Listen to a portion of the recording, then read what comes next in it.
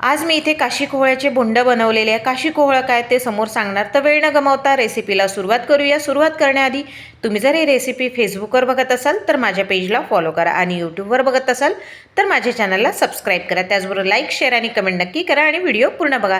Hello friends, मी लतिकाच किचनमध्ये तुमचं स्वागत आहे। बघा, इथे तुम्ही मोठं कोहळं बघितलं असेल, ते 5 किलोचं कोहळं आहे। त्याला मोठा सुरा आणि दगडाच्या साहाय्याने 2 भाग करून घेतले आणि त्यानंतर याचे 4 भाग केले। अंदरच्या बिया काढून घ्यायच्या, म्हणजे बिया धुवून सुकवल्या की खायला सोलून मजा येते। आणि याची जी साल असते ती खूप जाड असते, तर याला पावशीच्या साहाय्याने काढून घेते। हे कोहळं जर न फोडता ठेवलं तर वर्षभर आरामात टिकतं, थोडंही खराब होत नाही।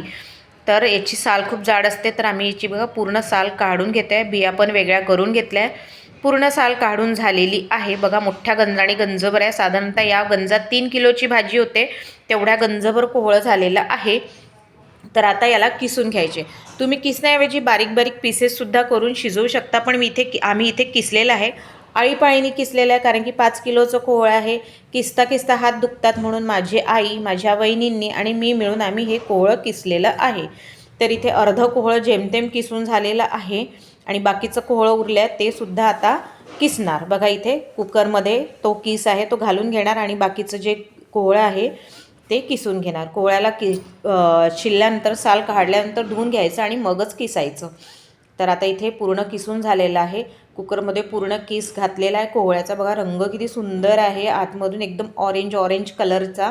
आता याला गॅसवर चढवलेलं आहे। त्यानंतर यात गरम पाणी घातलेलं आहे। 1 केटल, साधारणतः 2 लोटे पाणी मावतं, तर ते पाणी घातलेलं आहे गरम पाणी यासाठी की लवकर शिजलं पाहिजे म्हणून।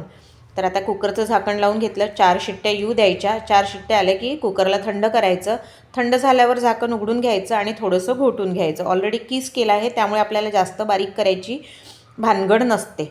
आता यात गुळाची पावडर घातलेली आहे, तर 5 किलोला 5 किलोच गुळाची पावडर घालायची। माझ्याकडे खूप जास्त प्रमाणात घालणार आहे, कारण की आम्ही न्यू इयरला घरी गेलेलो होतो, तर हा व्हिडिओ माझा बनवलेला जुना आहे, त्यामुळे मी थोडं लेट घालते आहे, तर त्याबद्दल सॉरी।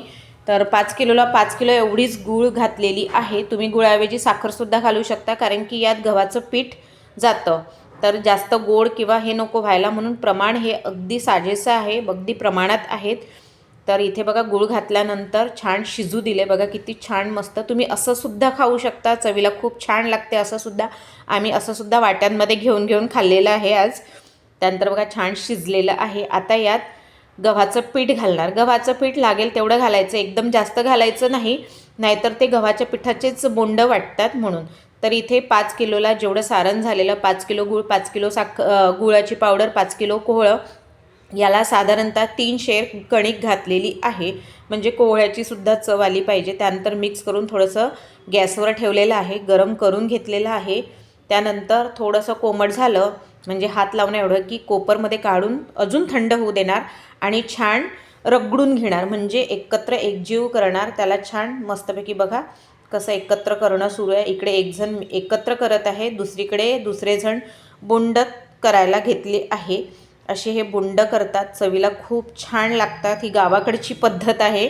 बघा, छान बोंड तळल्या गेलेत, आपोआप अलगदपणे वरती येतात।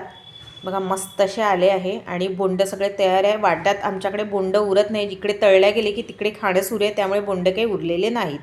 तर कशी वाटली रेसिपी ते मला नक्की कळवा, यावेळेला नक्की करून बघा आणि कशी वाटली ते मला नक्की कळवा। तर भेटूया पुढच्या रेसिपीत, तोपर्यंत बाय।